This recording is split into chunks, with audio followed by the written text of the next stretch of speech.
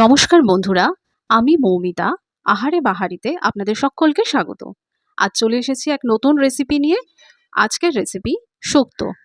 শুক্তো রান্নার জন্য আমি নিয়েছি ৯ রকম সবজি।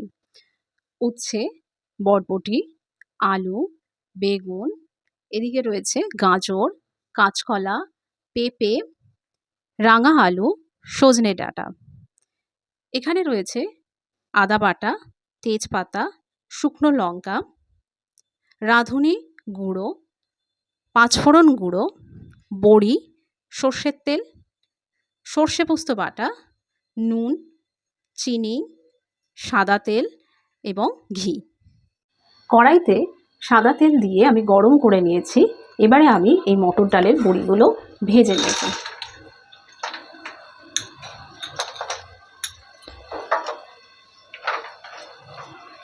বড়ি ভাজা হয়ে গেলে আমি একে একে এই 4 রকম সবজি ভেজে নেব।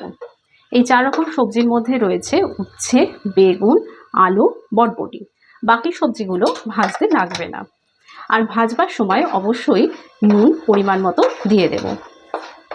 সবজি আমার ভাজা হয়ে গেছে। আমি কড়াইতে সর্ষে তেল দিয়ে গরম করতে বসিয়ে দিয়েছি। তেল গরমও হয়ে গেছে।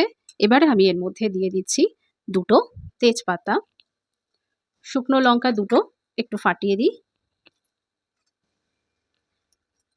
এরপর দেব আমার গুঁড়ো করে রাখা রাঁধুনি।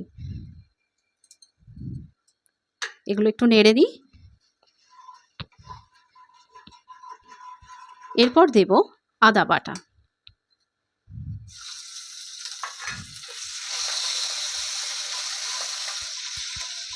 এরপর যে সবজিগুলো আমার ভাজা নেই সেগুলোকে আমি একে একে এর মধ্যে দিয়ে দেব। প্রথমেই দিয়ে দিচ্ছি রাঙা আলু,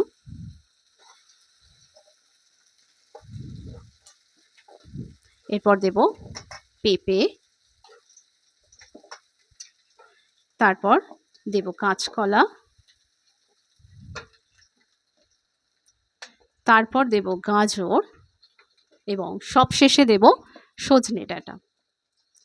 সবকটা সবজি দিয়ে আমি একটু নুনও দিয়ে দেবো।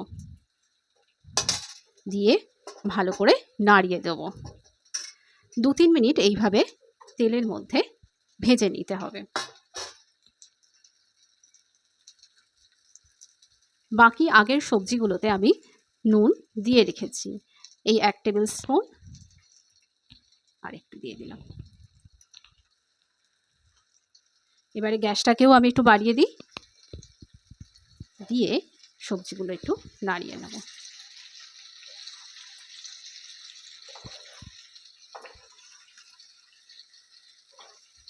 এই সবজিগুলো একটু সামান্য একটু নাড়াচাড়া করে আমি ভেজে রাখা সবজিগুলো এর মধ্যে দিয়ে দেব।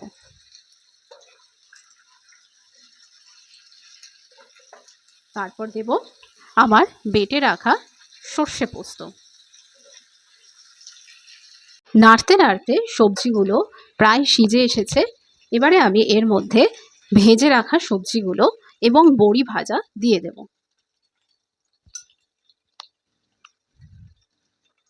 সবকিছু একসাথেই দিয়ে দিচ্ছি। বড়িগুলো এখন না দিলে ভিজে নরম হবে না।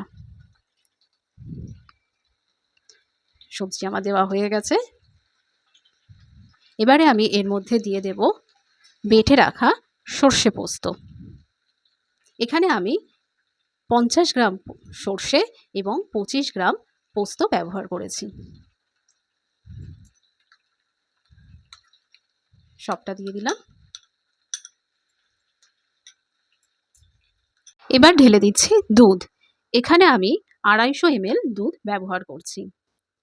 দুধ দেওয়ার পর সামান্য একটু জল দিয়ে দেব। দিয়ে সবকিছুকে নাড়িয়ে দিয়ে আমি ঢাকনা দিয়ে 10 থেকে 15 মিনিট মিডিয়াম আঁচে এটাকে সেদ্ধ হতে দেব।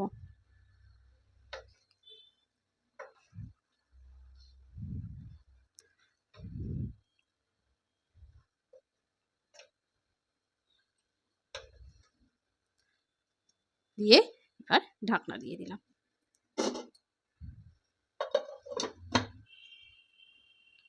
শুক্তো আমার হয়ে গেছে।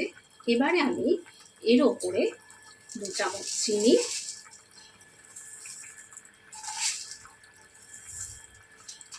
ঘি, 1 চামচ ঘি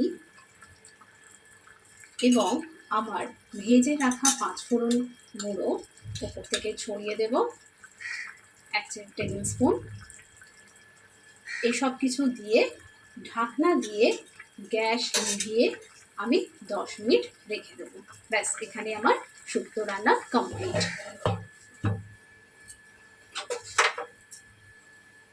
তো আমার পুরোপুরি রেডি হয়ে গেছে, দেখতেই পাচ্ছেন কতটা সুন্দর লাগছে। এবারে আপনারাও যে কোনো অনুষ্ঠানে এইভাবে শুক্তো বানিয়ে ফেলতে পারেন। আমার রান্নাটা কেমন লাগলো সেটা অবশ্যই আপনারা কমেন্ট সেকশনে জানাবেন। আর আমার ভিডিওগুলো যদি ভালো লাগে তাহলে অবশ্যই লাইক, শেয়ার এবং সাবস্ক্রাইব করবেন। আজকের মতো এটুকুই, আবার দেখা হচ্ছে নতুন একটা ভিডিওতে। ধন্যবাদ।